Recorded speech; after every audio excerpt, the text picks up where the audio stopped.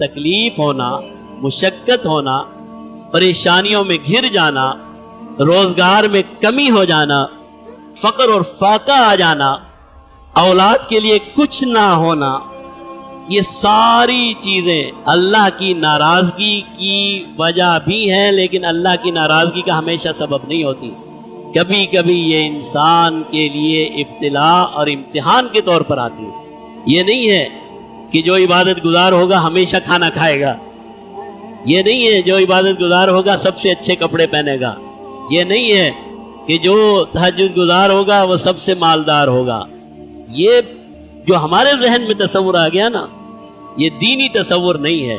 और ये भी नहीं है जो भूखा है अल्लाह उससे नाराज है, जिसके कपड़े फटे हुए हैं वो अल्लाह को महबूब नहीं है, जिसके घर में इज्जत नहीं है वो अल्लाह को महबूब नहीं है, ये बात भी नहीं है।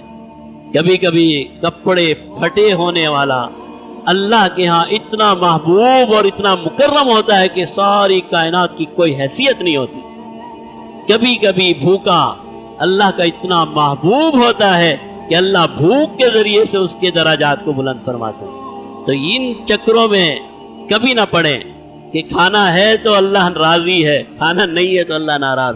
हाँ, अल्लाह से तौबा करें, इस्तिग़फ़ार करें, इब्तिला और मुसीबतों से पनाह मांगे, लेकिन अगर इब्तिला और मुसीबत आ जाए तो सब्र शुक्र के साथ, अल्लाह के साथ, दुआओं के साथ उस जमाने को गुजारने की कोशिश करें, क्योंकि अल्लाह ने फरमाया इन्ना मअल उस्री युस्रा, हर परेशानी के बाद आसानी है।